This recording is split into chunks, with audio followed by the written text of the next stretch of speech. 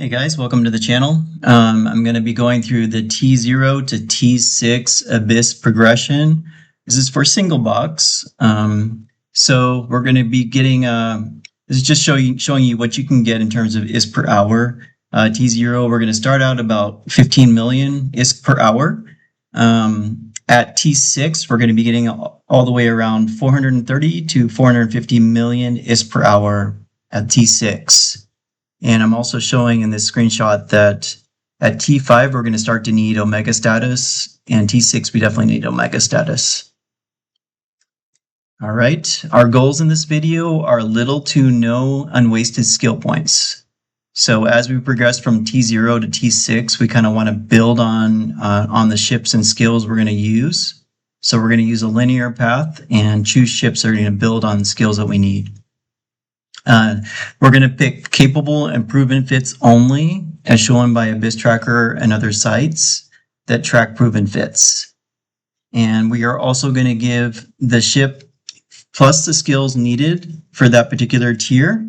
So I noticed lots of videos are actually missing the skills that you need for those ships, which can be frustrating. We're going to provide the links to the videos you're going to need and how to actually fly the ships and what to do in the rooms. And your pilot skill is going to be very important as you advance up in tiers.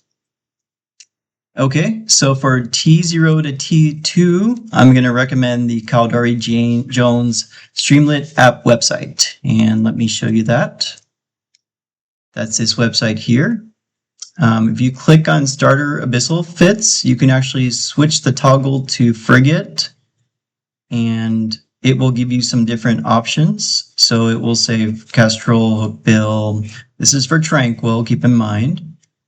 And I can actually choose also tier 1, and it's going to give me a ranking scheme. The green ones are the ones it's going to recommend the most for tier 1. So you'll notice that Worm is highly recommended. Succubus is highly recommended for alphas. And Omega's different ships are recommended. We want to stick with what's going to be our linear path. So Worm, we're gonna highly value Worm. Hookbill, we're going to highly value Hookbill fits. So the fits I'm going to recommend to you are going to be the Worm fit, the Hookbill fit, and the Starter Abyssal fit of the Kestrel. Let's show that here. And there's a video for starting out with the Kestrel. So those Kestrel does have rocket skills, but rocket skills are fine. A little bit extra, it's still a linear path because rocket's still considered a missile. All right. We are going to go with the option of skipping T2 entirely because blitzing T1 is much more ISK per hour than actually going through and doing T2. From there, we're going to move up to T3. So that's the path we're going to take. All right. And I do have a T1 alpha capable worm complete video with Skillplan and how to use it in every room. So I would recommend to watch that and use the fit and Skillplan that's listed on my video. Okay, so for T3 to T4, we're going to start using the Gila. And the fit I'm going to recommend is the Povertila, which is a very, very popular fit, but it's also a very good fit. That one can be found on Abyss Tracker, and I will provide all these links to you in the description. But that's going to be this fit here, Povertila. It's going to cost around 526 million ISK. And you can see from the notes here that it does run T4 exotic, electrical, and gamma with no drugs or implants.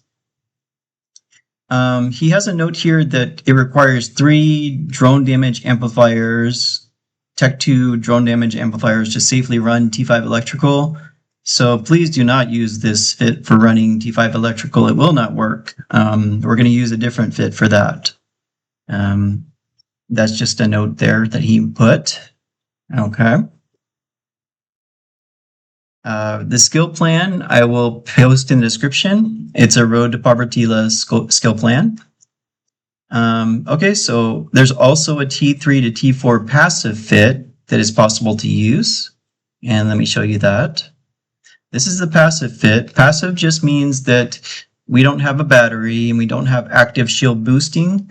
We're just relying on having a lot of shields, and that's kind of a good thing for Gamma Abyss sometimes, because you get a bonus to shield HP in Gamma Abyss. So this is the passive fit. It costs around 440 million. And I believe if you look, most of the time people use this, they're going to be using this for Gamma. It's just works really good with the Gamma Abysses. All right. And there is also a video that I will link to you on how to use the T4 Gamma Abyssal Gila, the passive version. I will link that also. As well as there is a Povertila, the active fit Povertila video I will link to you as well. Okay, passive versus active, just don't get too hung up on it. Both are good. Don't get into the mindset. It's a mistake to get in the mindset that passive is easier. It's not. Active is just as easy to use. And the more important thing is your piloting skill and knowing how to prioritize your targets and handle the different rooms. That's much more important. Me personally, I like to have one Gila for Gamma, one for exotic, and one for electrical.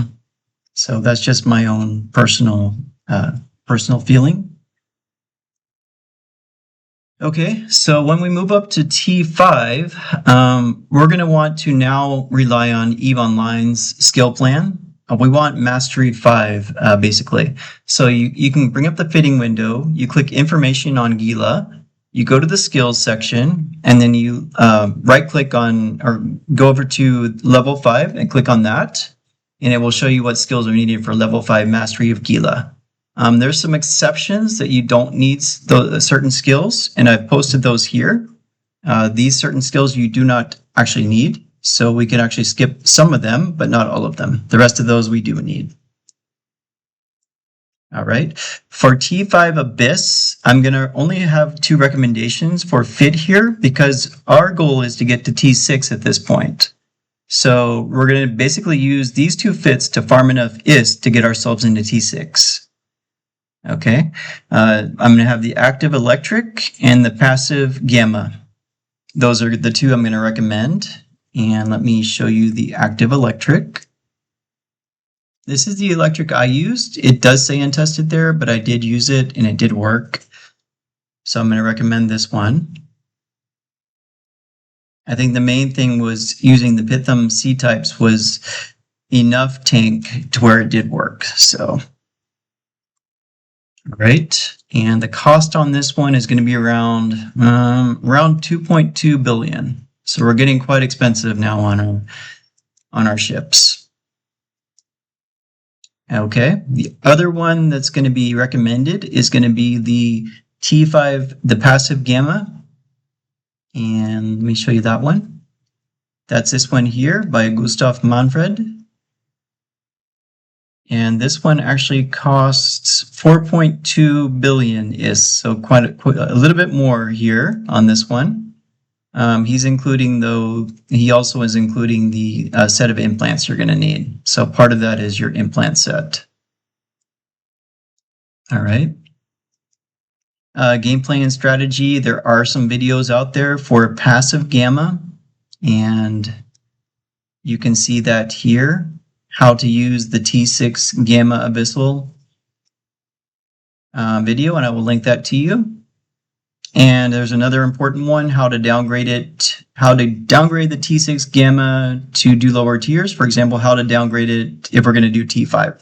That's going to be important for you to look at this video. Okay, yeah, passive versus active, don't get too hung up on it, just a reminder. Okay. Finally, our end goal here is to get to T6 Abyss, and the active exotic is going to be highly recommended. That's the one we're going to really target getting first. I use this particular fit, which I believe is one of the better ones for this tier, and it's the A-Space T6 Exotic Indra issue fit. It is quite costly, but there are some things you don't actually need. So I know it has 8 billion listed there, but that's not quite right. If you cut out that you don't actually need this consortium mobile tractor unit. You can use a much cheaper mobile tractor unit and still be effective. The rest of the stuff, except I don't really know that you need Caldari Navy Rapid. That's kind of debatable on that one. I don't actually use it myself, but the fit is actually a very good fit and it's very effective, and that is going to be the one I recommend, and it's proven also fit. Okay, and let's see. Gameplay on how to actually use an exotic Gila. I'm going to link this to you also. This is a T6 exotic Gila gameplay, and it's going to show you every single room and how to handle that room. Okay, and then we're going to have another fit for active electric, and that one is going to be here. Let me pull that one up. Okay, we're going to use this for T6 electric, and this fit is going to come in around 3.7 billion. Very good fit. So this is going to be highly recommended also that you do have an electric, because you will get those filaments. So we get to actually run those. And the other fit we're going to want to get is a T6 passive gamma, and that's the one you have already been shown before by Gustav. It's going to be this one. And the only thing to note on that is that he does recommend that you have Abyssal rolled modules. So you do need to watch his second videos in the series for what his recommendation is on that. Okay. Let's go to the next note here. My next note is on mutated drones. Some of the fits do not show mutated drones, but I do use mutated drones. So the only modification I made to 2 of those T6 fits was that I did use mutated drones. You want 1 set of mutated drones for tracking and 1 set of mutated drones for DPS. For the tracking ones, I use the Exigent Medium Drone Navigation Mutaplasmid, and I roll it myself. The damage can be slightly red, just a tinge of red, or green. Even just a little bit of green is okay. Don't worry too much about the damage since we want tracking here. And you will get a boost on the damage anyways from the Mutated Drone Specialization skill. Okay, for DPS drones, we do want damage. So what I'm suggesting is actually to purchase these from contracts, since it'll be much cheaper than rolling them yourself. The cost of the Mutaplasmid is just too much. So I put a link here for Mutamarket, which you can actually search. And just a reminder that you should be getting faction drones, and there's some reasons for that. But it'll basically be giving you more tank and more tracking by getting the faction drones. Okay, and my final note on mutated drones is don't spend too much on mutated drones, since you will lose them from time to time. So if you spend a lot and you lose it, you're going to feel bad about that. Okay, some tips and shortcuts for the Gila. The typical keyboard shortcuts that you should know. Control R is going to reload your missiles. Shift R is going to recall your drones. F is going to tell your drones to engage a target. Double click and space is going to tell your Gila to go in that direction. And some other very useful tips is to remember to always sort by type in your overview. And this is going to allow you to target much quicker. So you'll, for example, be sorting by type, and you'll be able to click on all the neuters at once, or webifiers, for example. The second tip is to manage your time well. Be careful about flying out the extraction nodes in room 1 and room 2 if you don't have that much time. You're going to want to leave enough time for room 3. If you have plenty of time in room 3, then by all means clear all the extraction nodes. When you're progressing from T3 to T4 to T5, it's very important that you know the enemies and the strategies to use. Some players actually recommend that you do at least 100 runs or so before you progress to make sure also that you have plenty of time remaining on your clock, your 20-minute clock, before you make the decision to progress up to the next tier. I do have a cheat sheet for the T6 Gila here that I will also provide to you.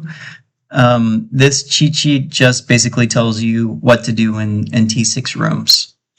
So what to target first and what to use, basically.